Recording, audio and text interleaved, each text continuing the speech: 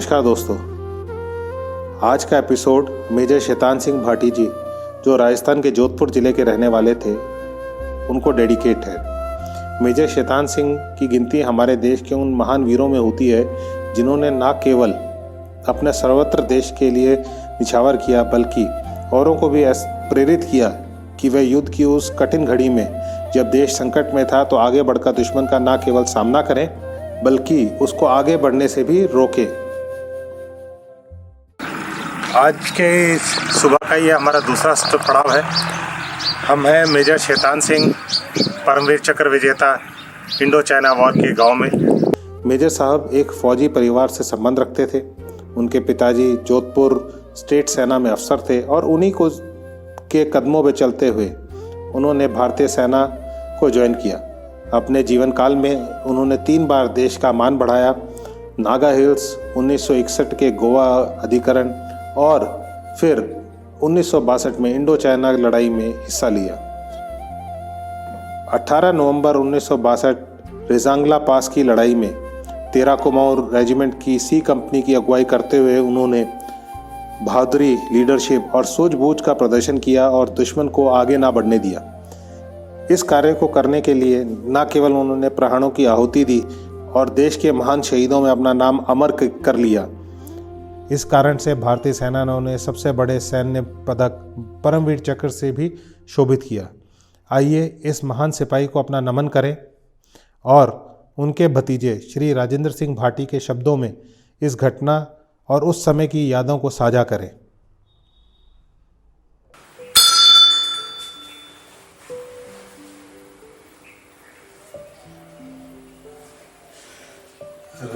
राजी, आप देखेंगे ये जो नाम आपको सामने दिख रहे हैं, ये उन वीरों और महावीरों के नाम हैं जिन्होंने हमारे देश के लिए शहादत दी है और देश ने उन्हें रिकॉग्नाइज किया है। स्टेट गवर्नमेंट में लेफ्टिनेंट कर्नल थे आपके दादाजी? हाँ, स्टेट गवर्नमेंट बोले आज़ादी से पहले जब जोधपुर एक अलग स्टेट हुआ करता था, जो राजा महाराजों के टाइम सिपाही से भर्ती हुए थे और अपनी काबिलियत से वो घुड़सवार अच्छे थे, शूटर अच्छे थे, ट्रेनर थे, ट्रेनिंग देते थे। और फर्स्ट वर्ल्ड वॉर में उनके भी पैर में गोली लगी थी। ये नहीं पता था मुझे। हाँ, तो उनको मिला ब्रिटिश सरकार के ओर से OBI। अच्छा, OBI मिला हुआ है? हाँ, order of British services, imperial services. हाँ, अब जो अपना जो परमवीर चक्र जैसा ना, तो उस समय उन्होंने बीच में विक्टोरिया क्रॉस बंद करके कुछ समय वो दिया था। जी जी जी जी। तो मेरे दादाजी का नाम था लेफ्टिनेंट कर्नल हेम सिंह भाटी, ठीक है ना साहब? और उनके 4 लड़के थे। सबसे बड़े मेजर शैतान सिंह जी थे, सबसे बड़े मेजर शैतान सिंह। उनसे छोटे मेरे पिताजी सूरजभान सिंह जी। मेरा जन्म 57 का है, 57 का। 57 में उन्होंने LLB कर ली थी, मेरे फादर ने उस टाइम LLB कर ली थी।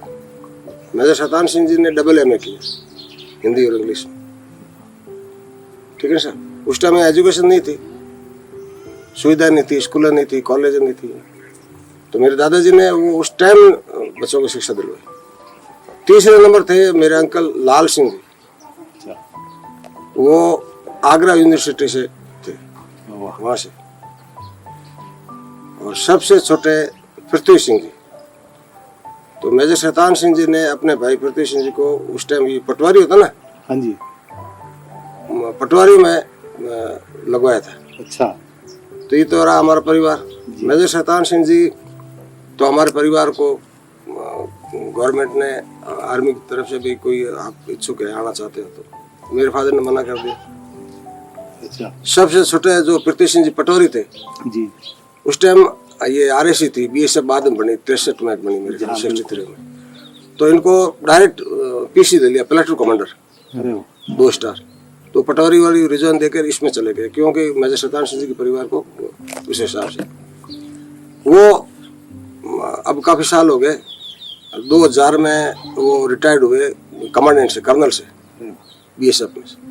वो मेरे अंकल है, मौजूद है, जिंदा है, 4 भाइयों में से। पृथ्वी सिंह जी। अब रही बात हमारे भाइयों की, मेजर शैतान सिंह जी के एक लड़के हैं श्री नरपत सिंह जी। नरपत सिंह जी है। तो मेरे बड़ी माता जी जिंदा थे तब तक तो नरपत सिंह जी यहीं रहते थे, उनकी हाजिरी में देखभाल में पूरे। अभी भी पधारते हैं तो 2-4 दिन यहाँ घर पे रुकते हैं। जो उस तरफ आपने मकान देखा होगा हवेली, वो नरपत सिंह जी की। और तो ये परिवार जोधपुर रहता है। और नरपत सिंह जी पधारते हैं, यहाँ रुकते हैं 5-7 दिन 4 दिन यहाँ रुकते हैं, हमारी भी देखभाल करते हैं, रुकते हैं यहाँ आते हैं। ज़्यादा सब हम 2 भाई हैं, सूरजबान सिंह जी करते, मैं राजेंद्र सिंह और मेरे छोटे भाई योगेंद्र सिंह उर्फ मनोहर सिंह। और लाल सिंह जी के एक ही लड़के थे, पिछले साल उनका देहांत हो गया अचानक हार्ट अटैक से, एक ही भाई थे। पृथ्वी सिंह जी के एक लड़का है गोपाल सिंह, अभी वो बाहर है। पृथ्वी सिंह जी के 2 पोते हैं, गोपाल सिंह के लड़का जो फर्स्ट नंबर है वो इसमें फ्रूट कॉर्पोरेशन में है, और दूसरे नंबर है अभी 2 साल हो गए लेफ्टिनेंट लगा था, अब कैप्टन है बहुत आर्मी में, अभी कैप्टन है, चंडीगढ़ है पोस्टिंग। बहुत ये तो है हमारे भाइयों का। और अब आधा परिवार यहाँ है, आधा जोधपुर है, कोई बाहर है, खेती बाड़ी का है। पृथ्वी जी जोधपुर में है? हाँ जोधपुर है, और आते जाते रहते हैं। तो रामचंद्र जी उस टाइम मेजर शैतान सिंह जी के रेडियो ऑपरेटर थे, वायरलेस ऑपरेटर कम्युनिकेशन के लिए जी। तो मेजर साहब को गोलियां लगी, घायल भी हुए काफी। तो उनका खून जो था ना वो रामचंद्र के मतलब कपड़ों पे लगा। तो मेजर साहब ने कहा, अरे रामचंद्र तेरे गोली लगी, तुम घायल हो गया। कैसा, मैं नहीं हूँ, आपके लगी है। हाँ। मतलब वो इतने हिम्मतवर थे। तो चाइना का तो टिड्डी दल की तरह वो फौज आ रहे थे, एक मरा दूसरे ने राइफल उठा ली, दूसरा मरा तीसरे ने उठा ली। हमारी अपनी काफी कैजुअलिटी हुई थी, हथियार थे नहीं। आखिर में ये 2 आदमी बचे, रामचंद्र और ये मेजर साहब घायल हो गए थे। तो एक पूरा ब्रस्ट पेट में लग गया बेल्ट। मैं भी गया था इस यूनिट में, मैं इस रेजिमेंट में। अच्छा। मैंने भी ट्रेनिंग ली, फिर मैंने डिस्चार्ज ले लिया। तो मुझे भी वहाँ जाने का सौभाग्य मिला। मैंने वो मेजर शैतान सिंह साहब की वो ड्रेस पूरी देखी मैंने, बेल्ट 3 जगह से कटा हुआ मैंने देखा वहाँ रानीखेत में। अच्छा। रानीखेत ट्रेनिंग सेंटर है, अभी भी है अपने पास वहाँ। हाँ वहाँ है। मैं वही कहा ना आपको, कुमाऊं मेरा रानीखेत, मेरा जन्म रानीखेत में हुआ है।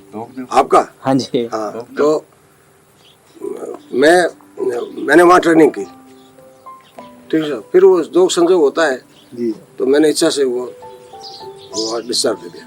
तो मुझे भी वहाँ देखने का मौका मिला। तो मेजर साहब की वो ड्रेस मैंने देखी है, मिस्टेन को जो खाने का होता है वो मुझे हुआ मैंने देखा है। तो मेजर साहब घायल हो गए, तो ये उठा के मेजर शैतान सिंह साहब को पीछे ले जा रहे थे, बेस हेडक्वार्टर जो बिल्कुल। तो फायर चल रहे थे दुश्मन के, तो चाइनीज के, और ये पहाड़ियों का 8 लेग लेके ले जा रहे थे। तभी मेजर शैतान सिंह साहब को होश आए। तब उन्होंने कहा, भी मुझे कहाँ ले जा रहे हो? कैसा, आप घायल हो गए हो और आपको ले जा रहे पीछे। कहने नहीं, मुझे आप यहीं छोड़ दो, अब मैं, आप समझो, मुझे यहीं छोड़ दो और आप जाओ, अपनी जान बचाओ और पीछे जाके इतला करो कि भाई हथियार भेजो और जवान भेजो। और ये देख ही रहे हो कितने टिड्डी दल से सब दुश्मन आ रहे हैं, तो साहब हम आपको छोड़ कर नहीं जाएंगे। तब मेजर शैतान सिंह साहब ने कहा कि माई ऑर्डर, मैं मेजर शैतान सिंह कह रहा हूँ, मुझे आप यहीं छोड़ो और आप जाओ। तो अब मेजर शैतान सिंह साहब जब शहीद हो गए ना साहब जी, तो सीज फायर हो गया, यूनिटें सब आ गई थी, बर्फीला इलाका था। तो उस टाइम कौन डेड बॉडी पहुंचाता था साहब? अभी वाजपेयी सरकार के टाइम में डेड बॉडी वहीं रहती थी, जहाँ थी वहीं। तो TN रैना साहब थल सेनाध्यक्ष थे जी, वो इस रेजिमेंट से थे। तो मेरे परिवार ने, मेरे पिताजी ने और मेरे फूफा जी थे, उन्होंने पूरी कोशिश की सेंट्रल गवर्नमेंट से, स्टेट गवर्नमेंट से भी मेजर शैतान सिंह साहब की डेड बॉडी लाई जाए। पहले तो रेडियो पे खबर आई कि भाई वो लापता है, जैसे धन सिंह थापा भी थे, उनके भी लापता थे जी। तो बाद में डिक्लेयर हो गया भी मेजर शैतान सिंह शहीद हो गए। तो ये बर्फीला एरिया था, बर्फ चढ़ गई ऊपर। टीएन राणा साहब ने भी कोशिश की, सेंट्रल गवर्नमेंट को, सब मेजर शतान सिंह साहब की डेड बॉडी लाए, तो डेड बॉडी मिले कहाँ?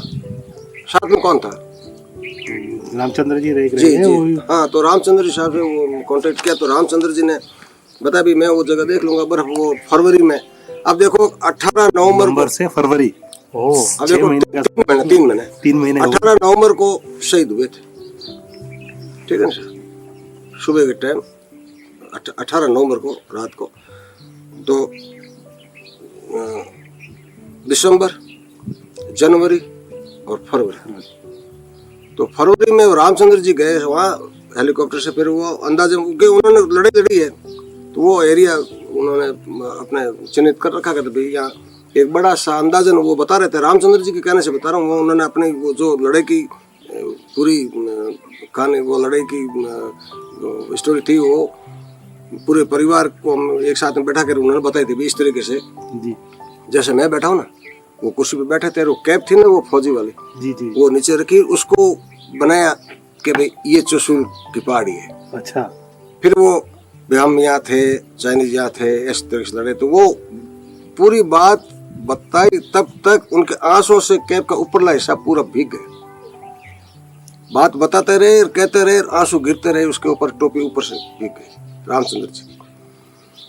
तो वो रामचंद्र जी वहाँ गए साथ में, तो वो पत्थर था, रामचंद्र जी बता रहे थे, अंदाजन कुछ 250 मन का बड़ा पत्थर था, जो अंतिम समय में मेजर शतान सिंह साहब को बैठा के वो पोजीशन दिला के आए थे ना, वो उस जगह कि भी यहाँ हो सकता है।